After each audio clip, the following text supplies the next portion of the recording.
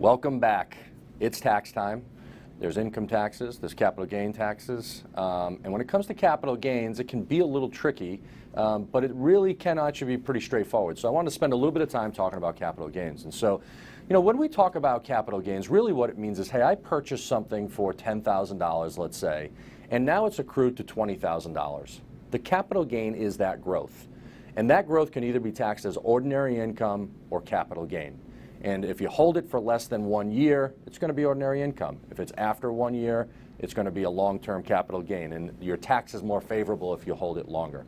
What I tell people to think about is don't make it be your ultimate decision when it comes to taxes. You've gained money. Unfortunately, the rules are the rules, and you have to pay the taxes. So let's take a look at the first slide here, which are what are the types of capital gains that are out there. Number one is active investment gains. So when we have an active investment gain, what that means is, okay, I bought ABC Mutual Fund for $10,000. It's now accrued to $20,000. I've decided to sell it. That's active. Now I got a $10,000 gain, and I got to see how I'm going to pay for that in taxes, and we'll look at that calculation in just a second.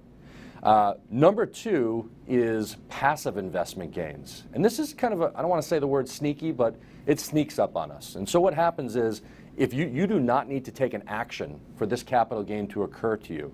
And so what happens is in a mutual fund, if we think of a mutual fund, it's a bundle of stocks. So inside this mutual fund might be 100 different stocks. And there's a manager somewhere who's buying and selling on a daily basis, bringing a new stock in, selling a stock and making it go out. Well, what happens is when they sell a stock and it goes out, they're realizing as a company a capital gain, which is then getting passed along to you. So then in January, you have a surprise and say, oh, I'm not going to have any capital gains. I didn't sell anything, but, oh, wait a minute, what's this $5,000 capital gain? And it's what I consider a passive capital gain. So what you can actually do to try to work your way around that is purchase an exchange-traded fund, which is like buying the S&P 500. Since they've come out, which has been over 15 years, there's never been a capital gain distribution. The third type of capital gain is the property capital gains. And so this has to do with your residence / an investment property. And so if you actually have your house, you're allowed to make $250,000 of gains. So if I purchase my house for $250,000, I don't have to pay any taxes unless I sell it for $500,001. If I'm married, I get a double, in a sense, credit there, in a sense where I get $250 for me, $250 for my wife, and I'd have to sell my house for over the growth of $500. So it's something to kind of keep in mind there, and that is considered a capital gain. Let's take a look at those tax brackets. So when we look at these brackets here, and let's for now take a look at the one on the right side, and basically your capital gains rate is dictated by your ordinary income rate.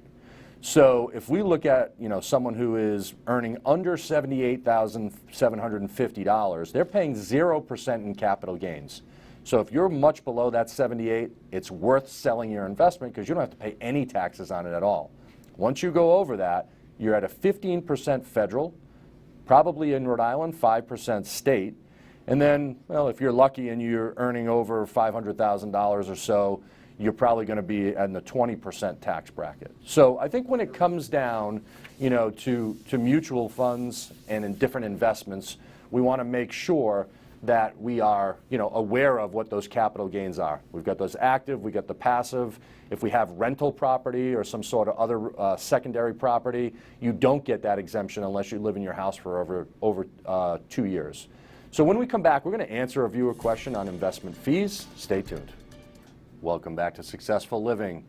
We get lots of viewer questions. We'd like you to continue bringing them in. Go to our Facebook page, go to WPRI or foxprovidence.com, and you can ask us a question there. But here's a question this week.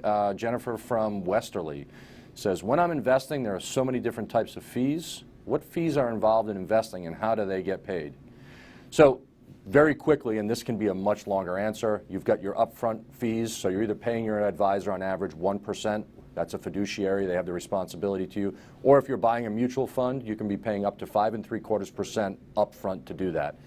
Underneath that, you've got what we call 12B1 fees, the management of those investments that you're paying to the mutual fund company. If you buy an annuity, there are mortality expenses in there. Make sure you read the fine print. Make sure you do your due diligence.